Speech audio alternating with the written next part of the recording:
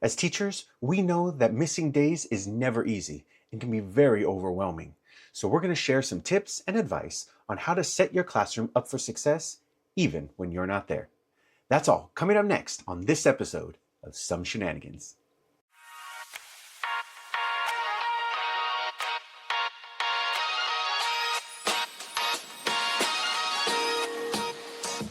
Welcome back to another episode of Some Shenanigans. As the previous episodes, I am your host, Adam Varnes, and I am joined again by my amazing co-host, Bree. Hello. Good to be back. And today we are really excited to have a guest on, our CPM colleague, Marcus. Welcome, Marcus. Thank you so much, Adam. How's it going? Are you excited? Like, is it welcome? Are you ready to get some shenanigans going? I am ready for the shenanigans. I am ready for some fun. I'm ready to discuss our topic today. I'm energized, so let's do it, man. All right. Marcus, why don't you tell us a little bit about yourself? Absolutely. Thanks, Bree. So my name is Marcus Blakeney. I am from Louisville, Kentucky. I am a former high school math teacher. So I in the classroom for 13 years. Had the pleasure of teaching, algebra 1, geometry, algebra 2, which I know is my sweet spot because I love my juniors. My last 4 years of my career, I had the honor to teach AP statistics. Even with teaching all those courses, I found ways to teach at different levels. So I taught the regular level, the advanced level, co-teaching. I am super passionate as an educator, which is a very interesting topic that we're on today. Because it's like, Marcus, if you're so passionate, then what expertise do you bring today in terms of what we're going to talk about? So that is a little bit about my background in the classroom. Side note, Adam and Brie, I don't know if you know this or not, but my undergrad is 5 through 9, and so I'm middle school math 5 through 9. And when I did my student teaching back in 2011, my mentor teacher at the time, she looked at me and she's like, "You'll be a good fit for high school." I was like, "Oh, so we're just kicking me out, right?" And I've had the luxury of finding a ninth grade position at a high school here in Louisville, Kentucky. Shout out to Fern Creek High School, where I did all my teaching for my entire career. So that's a little bit about me and where I've come in terms of teaching. And then I left the classroom last summer, 2024, and I'm a professional learning specialist with CPM. Excited to do this work to support teachers in doing the good mathematics that they do. Awesome. All right. Well, you didn't mention it, but I'm just going to bring it up. You did kind of, win something pretty prestigious. I think you should. I should think you should throw it out there. So on top of being a classroom teacher, I'm also a national board certified teacher. Earned the award in 2019, maintained in 2024. I'm also a presidential award winner of excellence for math and science 2023 for the state of Kentucky. So thank you, Adam, for that shout out. But yes, I would say I'm an accomplished teacher. Absolutely. Absolutely. And we're excited for all the wisdom that you have to bring and just all the fun because you always do, Marcus. So, Thanks so much. yeah. All Ready to right. get So, you jump in? yeah, let's get into some shenanigans here. So our topic for today is planning for a substitute. And so all of us have been in the classroom and we know the anxiety, that overwhelming feeling that we can get where we have to miss, even if it's just a day, but when it gets into, longer periods of time, it can be really stressful.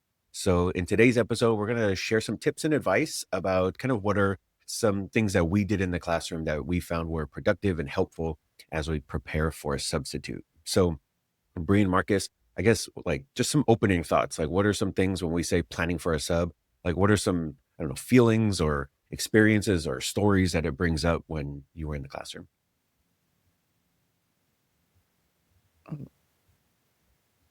I would say first, planning for a sub, the old adage is it's easier to go to school than it is to be out of school.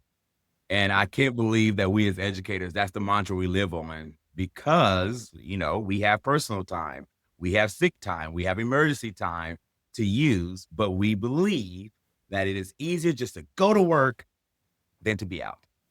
Mm-hmm. Yeah. I think it's a very real and valid concern. Um, like Marcus said, you have to plan. I mean, it's even more anxiety inducing when you're sick and you have nothing to leave. Uh, 'Cause it was interesting because I'm thinking of, what did I do when I planned for a sub? And then I started thinking, well, what did I do when it was quite literally like I'm just woke up that morning and I'm not feeling good. And there are many times, like Marcus said, it was easier to go to school, Mhm. but planning something when you're not feeling well. And as teachers, it's just so hard to not care. And maybe you're thinking about going through every single period. What does this period need? What is this period? What's this student in fifth period? What are they going to need? Um, it's hard to not plan. So, when teachers ask, "What do you do?" and especially with a curriculum like CPM that really is um, meant class time is meant to be collaborative and guided by a knowledgeable teacher. Mhm. It's a very real and fair concern. So I'm glad that we're sitting down and hashing out some ideas today. Yeah, no, I've been there, not just whether I wake up sick, but like, oh, the kids are not feeling well or something like that. It's like, oh my gosh, what do I send this up? For me, the exact one of the most anxious pieces was, am I gonna get that sub? There's Ooh, that sub, the one that like nobody, we know that name. Nobody really wants that sub, and you're just kind of hoping, oh no, I hope I get a few of these other names. So uh, those are always, yeah, the most anxiety inducing. But we're going to provide some tips and advice today. So we've all come to the table with a couple things to share out, and we're just going to go around and have a discussion. Marcus, as our guest of honor, would you like to go ahead and share your first piece of advice for planning for a substitute? absolutely.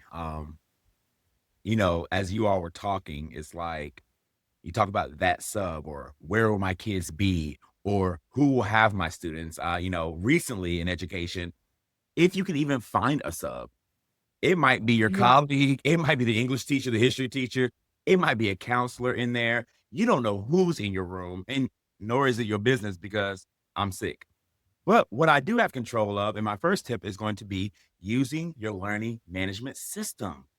How powerful is Google Classroom or Schoology or any learning management system to where no matter who's coming in my classroom, no matter who has my kids or what room they might be in, because the rare occasion that I did sub, I brought the kids to my room and I would leave the other teacher's classroom because Oh, well. I don't want to be in anybody else's room, right? So I would bring kids to my room if I was covering during my planning period.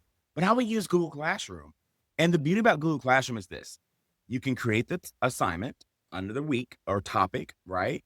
And you can leave detailed descriptions of what you want to do, i.e., your sub plans. But also, Adam and Bree, it's also part of teaching your kids what to do when you're out. And so, what better way to get your kids accustomed to your learning management system? For short, I'll call it the LMS, right? To use your LMS to say, okay, y'all, hey, I'm out today. I need you all to do this task, post the assignment, post all the links, post all the support, post it all. And then your kids should know to get on their Chromebooks or get on their device, get on their phone. With education now, pretty much most schools are one to one, or at least kids have a device. And it really reduces the copies you have to make. It reduces all the leaving physical copies for the sub. Heck, if you happen to have a preferred sub and you happen to have somebody in the building, add them to your Google Classroom as well so that they have access and can Mhm. see everything that the kids are doing and things that you leave as well. So, my first tip is use the technology that you have, use that learning management system, put it clear as day for the kid. You can monitor if you're one of those teachers who you be out and you be monitoring because Bree, Adam, and I, we do learning events. And so we see when teachers are out and y'all be monitoring, like, oh, what are my kids working on? You can then monitor from away. Or if you're a teacher who's like, you know what, I'm on personal leave, which means bye kids, then you can just see it when you get back, provide just in time support, provide feedback to kids on the Google Classroom. And then by the time you return, you've already graded what you want to grade, you've already looked at what you want to look at, and then you can move on from there. So that's my first tip, y'all. I like that. I like the routine. I like um leaning into systems that are already in place, right? Like why complicate things? We didn't use Google Classroom as much until actually my last 2 years in the classroom. I think it's an awesome idea. It is. And Bree, it does vary on the class as well. So, for example, I knew with AP stats, yeah, you don't want to be out during your AP course because the AP exam, whether you sick, not sick, whether you're there or not, that AP exam, it is scheduled. It will happen no matter what. So, why not use AP Classroom? Post the videos on Google Classroom, right? Post the tasks, the multiple choice questions, and it self scores. It provides kids the feedback that they need.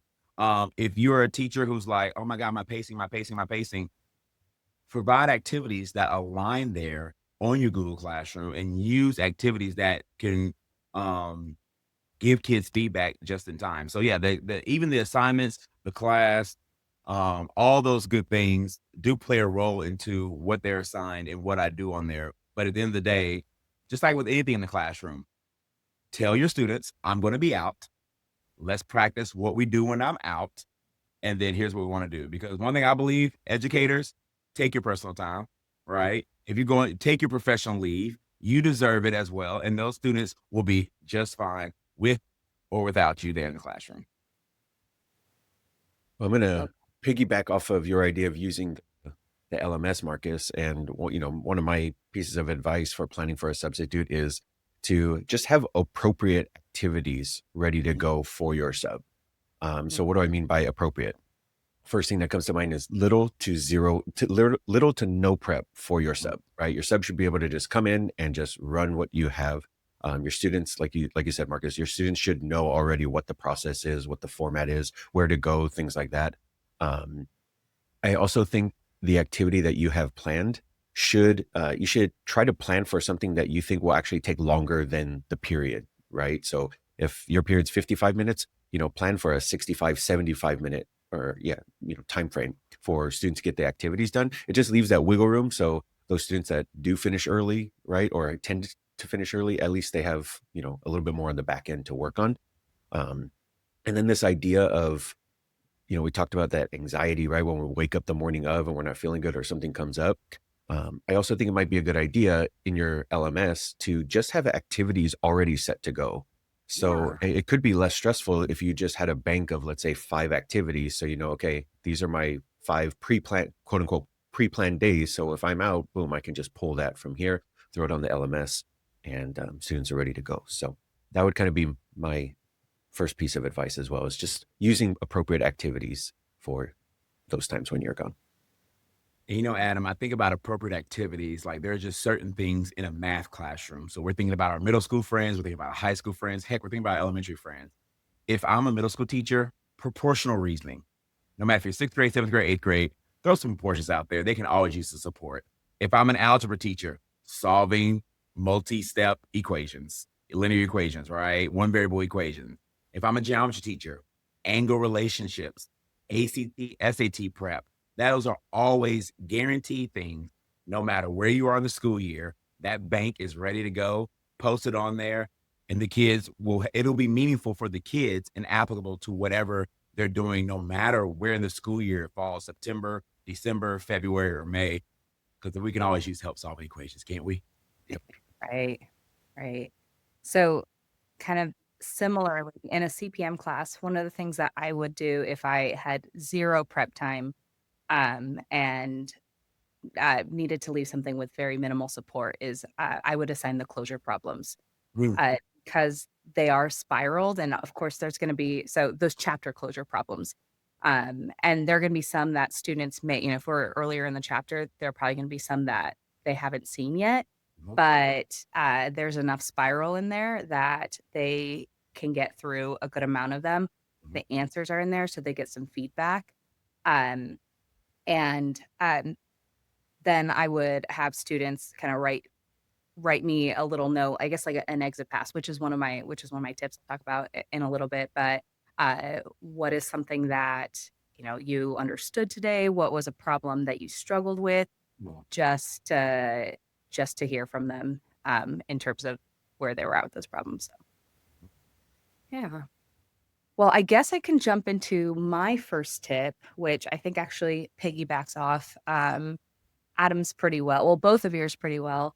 But my first tip is to really just don't just leave a sub plan for your sub, leave a plan for your students. Like, let your students know what they're going to be doing. So if you're able to let your students know, I'm not going to be here tomorrow, I would try to let them know the plan, like, more or less the Mhm. day before. So I tried to keep it simple, and I tried to keep it simple enough to where I could write it on the board. Um, so I would let students know, number one, this is what you're working on. So, for example, problems 1 through 5. Mhm. This is what you can do if you get stuck. And I'll talk about that in a minute. And then this is what you can do if you finish early. Mhm. So those were the core 3, and Mhm. then the last thing, if I was able to, is I would try to lean into my team roles and just remind them, like, "Facilitator, you're reading the problem, get team started." Like, I wanted to create the sense that, like, in a way, it is business as usual, like, can keep going, Mhm. but knowing that, like, on my end, like, it's not gonna be perfect, Mhm. Mm-mm. right? And I think that's important too, like, I am gonna have to come in the next day, and, that's the hardest part about being at the classroom, is that you don't know what the project progress that your students Mhm. made during, while you were gone. Um, and so actually, I'm gonna go ahead and throw my second tip in here, which is to do a little bit of formative assessment and have them fill out an exit pass. Mhm. So, um, I think leaving a CPM lesson on a sub day can be really scary, and, I used to not do that. I used to say, "No, I'm gonna create something else," and then I realized I can't always do that, right? And sometimes, like, we do need to make progress, and so, I would have students fill out an exit pass to share a little bit about their understanding. What did you understand today? Where did you get stuck? Letting them know, like, I'm still interested. I want to know because we're going to come back together. So Mhm. those are kind of my 2 tips. Let students know what they're going to be working on. Be very clear, and don't fire hose them with information. Another pro tip is sometimes I wrote it out on the board. Mhm. Then sometimes I would just do a one pager that I would print out and just leave at every desk so that it was just right in front of them. And I'd also it was like I would give the same thing to the students that I gave to the sub, Mhm. essentially, with a little more information for the sub about, circulation and all that stuff. Um, but, yeah, I let them know what they were doing.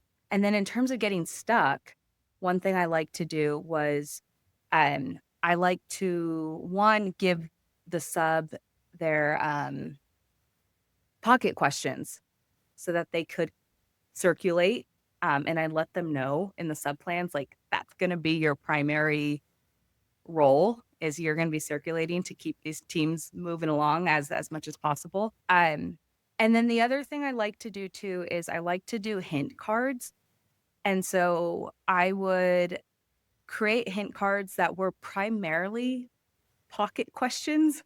Um, and I'd fold them up and I'd put them in the back of the room, and then I'd label the problem that they were a hint card for.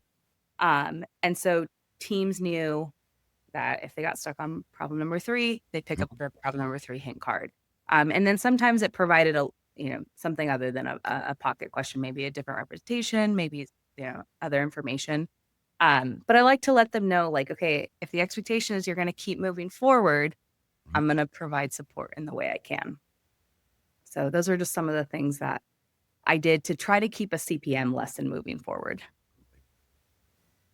And I think it's important that, whatever curriculum you're using, right, that you really dive into whatever resources are available to you and, kind of think about, how can I use these if I have to be out or if I know I'm going to be out. So, like Bria's mentioned at CPM, we just have certain resources that are included, like pocket questions, and we have the parent guide, which is commonly used, closure questions. So, we just encourage you, if you do not use CPM as a curriculum, really dive into your curriculum's resources and see what might be there that could also leverage in those days that you're not there. Yeah, absolutely. I think, Adam, if it's okay with you, can I share my second tip? Yeah. because I think it really connects to what Bree was saying. Bree dropped us some really good nuggets. Like, here's what you can do. Here's what you like to support your kids while you're gone. And we as teachers, we like to control things, right? And so we're going to have all these systems in place. But my second tip to our educator friends out here is know your audience, know your kids, right? And I think it's important to think about who are we leaving behind here?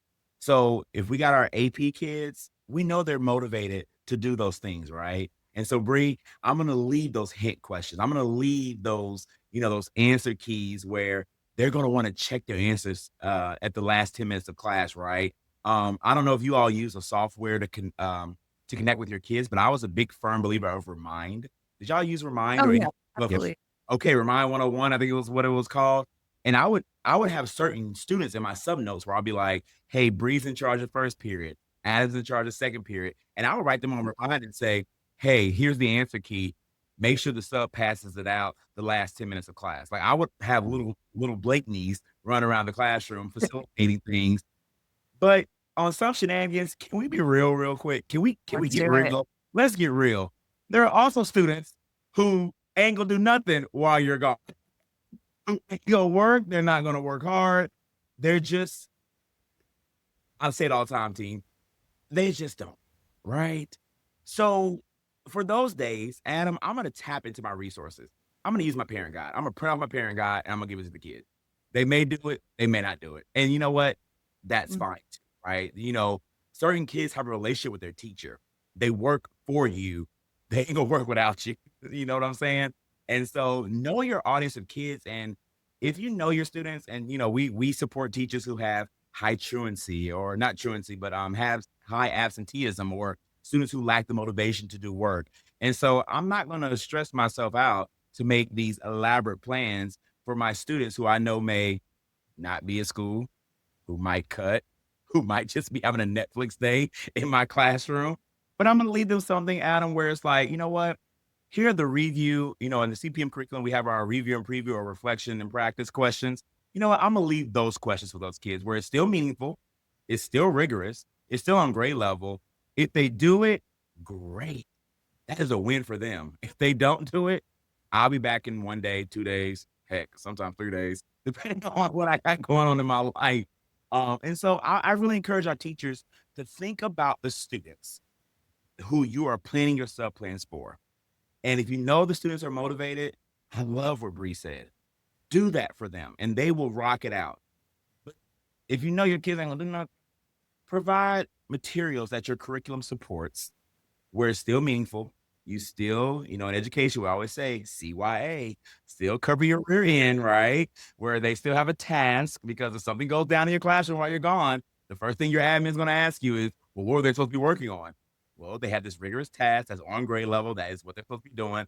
I also said they can use the homework help. With CPM, we have our homework help, access the homework help or the parent guide that has the answers in it and worked out examples.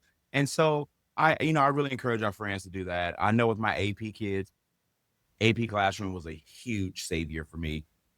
Even with statistics, I would use a problem generator so they can practice their FRQ skills. I would leave answer keys as well. So know your kids, people. I love that because you're right. Like, just thinking about my calculus class, like, it was so much easier to say, "You're doing lesson 4.1.2 tomorrow." And then sometimes so, you reminded me that in some of my other classes who I knew weren't as motivated and, um, needed a little bit of accountability. Right. There were a couple things that I've tried. One, I never had them turn in classwork, Mhm. but sometimes I like if there was a sub, I would say, "You're turning in your classwork." Mhm. Which I didn't love doing because they kept all their classwork in one place, and so it kind of felt punitive sometimes because then, I was ripping it out and, like, it just felt like it, was something that was kinda being done to them. Mhm. But sometimes it felt like it felt necessary, and also I was able to then kinda skim through their classwork and see what they did, so that was helpful. But the other thing too that I found provided some motivation was leaving a team test, uh, Oh, during a sub day, and, again, the unfortunate part is that you're not able to go around and like hear their thinking, but I would always come back and they would make progress. They could move themselves forward during a team test on a sub day. So and I think they enjoyed it because they saw the start, the finish, they knew the routine. And in my class they could use whatever they needed for a team test. So, the expectation was very clear, and then it was clear for the sub too. So, that was always really helpful. All right. Well, those are amazing tips and advice. I will, I guess I'll be the bookend here and wrap it up with. So, my last tip, I took an interesting perspective, which is not from the teacher, but from the substitute Oh, perspective. So, first off, shout out to anyone who's a substitute, whoever has been a substitute. It is not easy. All right. I've done period substitution, and you go in and cover a class, and you're just like, what the heck? Like, this is chemistry. I have no idea. I'm way out of my element here, out of my element in the chemistry class. Okay, moving on. But I just had to get a dad joke in. But, please. uh, Come on, but Dad. so first off, again, shout out to all the substitutes. But it just reminds me, like, that we are asking, someone who's not familiar with our routines and how we do things and how the class runs, we're asking them to kind of take over for a day. So my last piece of advice is, as you're planning for a sub, don't overwhelm the sub with information. Like, I've seen, sub sheets that are 2, sometimes even 3 pages long, and I'm like, there's no, sorry, the sub's not reading that. Okay. We are Yep. lucky if the sub shows up on time, right? Show up. If they show up. If they show up, yeah. So, don't overwhelm the sub with information. I used to leave just quick on any important policies. So things like the cell phone or bathroom was kind of the big one, because I felt like I would leave. So I would just leave some pieces of advice about certain policies. So like cell phone, like bathroom. I feel like bathroom was one of the policies that students kind of took advantage of the most while I was gone. So, quick things like, only one student out at a time, or absolutely no cell phones, things like that. Keep it Mhm. short, keep it simple, just those big policies. But I agree with a lot, Bria and Marcus, what you have said is, when I'm gone, my expectation for how the class runs from the student side doesn't change, right? Like, Mhm. we're still collaborating, you're still Mhm. using roles, we're still being respectful of your peers, of the adults in the room. All of that still goes whether I'm in the classroom or not. So that's kind of just my last piece of advice. Again, it was, yes, it's planning for a sub, but it's also a little bit, looking at it from the lens of a substitute as well. And the number to security. Policy, cell phone policy, and the number to security, because we all know that one kid, mm, he gonna show out when I'm not there. Please have Have the that number that you text, like when you're at a football stadium or something. If you see something, uh, text. you give them access to those phone numbers, so in case. And you know what surprised me, y'all? It'd be the one kid who tends to show out a little bit, who would never do that while you're there. And you read the sub notes, you're like, wait, you were doing what and why? It's the whole thing, y'all. It's the realities of teaching. Yep. Yep. It was always the regulars too. Or they would see you're not there and just keep on walking, right? A little extra Uh, lunch, I guess. Adam, I learned so going back to Adam's tip about not overwhelming the sub, Mm, like I sort of learned that over time when I actually I can remember the first set of sub notes that I ever wrote, and it was intense. Like, I mean, it was the first time I had left my students, uh-huh, and I was like, I mean, it was like I was trying to not only let them know what the sub know what they were gonna be doing, uh-huh. which was an intense amount of things, but then also, like, not me putting in, like, a bio for each student, right? Look out for this student. Here's what you need to know about this student. Um, and I just remember We've all been there. I always left a space for, notes, from the sub, and I just remember, like, getting the notes back, like, "This is what we did," which was something not on the plans. It went great. Um, So I learned like over time, like, okay, no, this is not manageable for a sub. You're right. Like what's helpful is to spend time before you need a sub Mhm, getting systems and routines in place so that your students, know what they're supposed to be doing so that you can, text them on remind and say, like, "Remember to do X, Y, and Z because that's what we do in here." mhm, And then, so that the sub can walk in and you can give them, like Adam said, an appropriate mhm. amount of things to do. Yeah. So And it makes me think, Bree, like I started laughing because to our educators who are listening, who are new teachers, let us be your veteran friends to tell you, ain't nobody reading all that. Don't write all that stuff. Give them a one pager. Stop, please stop. And for an admin who's like, make sure you leave detailed sub plans. Again, nobody's reading. We're not reading that. Be short, be succinct, be purposeful, and move on with your day. And guess what, y'all? Everything will be fine when you come back. What I used to tell kids, I'm leaving with 30 calculators. When I come back, it better be 30 calculators. I'm leaving with 30 Chromebooks. When I come back, it better be 30 Chromebooks. Whatever happens in between, sometimes desks get rearranged. Listen, that ain't my business. I'll put it back when I come back. Those are the important cues. It all works out when you're gone. Teachers release a little bit, right? yeah, it does. It does. It's like certainly, you have to get through the week of, coming back and um sort of filling in holes here and there, but I was always surprised at how we were able to just move forward. Yes. And you learn that lesson over the years. Yeah. Um, so I Yeah. hear you on that. You know, All right. Well, these have been our best tips and advice for how to help you in the classroom plan for a sub. So we're just going to do, at CPM, we're really big on closure. And so we're just going to go around. We'll do, what we call a go around. And we're just going to just quickly recap our pieces of advice. So I'll get us started here. So, my first piece of advice to help you plan for a sub is, make sure we're leaving appropriate activities for our students. Something that they can accomplish during the classroom and maybe a little bit more. And then my second piece of advice was just keep it short and sweet with subplans, no student bios, just quick notes on what your policies are, and just keep it short and sweet for your sub. Okay. And my two tips were, well, my first tip was to leave a student facing plan. Be clear not only with the sub, but with your students about what the expectations are. Again, those couple of things I would always leave is this is what you're doing. This is what you can do if you get stuck, and this is what you should do if you finish early. And then if you're able to, leave some reminders about team roles. My second tip was to collect an exit pass.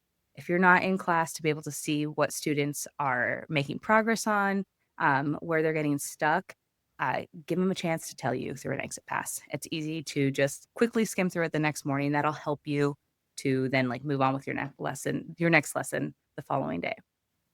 Marcus, finish us off. the two tips: use your learning management system. Post it all on Google Classroom. Post as little, post as much as you want to, and know your audience. Know your kids. What are they realistically going to do while you're gone? What do they need while you're gone? And provide it for them. So when you return, things were done, you can move on with the rest of your week or month. It's all going to be okay. Always. It'll all work itself out. So, All right. Well, thank you, Marcus, for joining us. We appreciate you bringing your wisdom on and having some shenanigans with us. Yes. Love the shenanigans. It's good yeah. times. But for our listening audience, we want to keep this conversation going, right? And again, like Brie and I have done in past episodes, this is meant to be a conversation, a dialogue, and we're here to help, kind of get you started. So please let us know in the comments below what are some of your best planning tips Mhm. for a substitute, and let us know what has worked for you. Maybe share an experience or a fun story like we have here in the last 30 minutes or so. Also, don't forget to hit that like button. Help us, spread this word, keep this conversation going. Hit subscribe while you're there. And any final words? No, I think now I just want to hear about what are the best sub reports you've There's got to ever be gotten. some. There's got to be some epic ones out there. Yes. Drop those below. Yes. All right. All It's right. been fun. Yep. Thank you for joining us. We'll see you on the next one. See you later. See ya.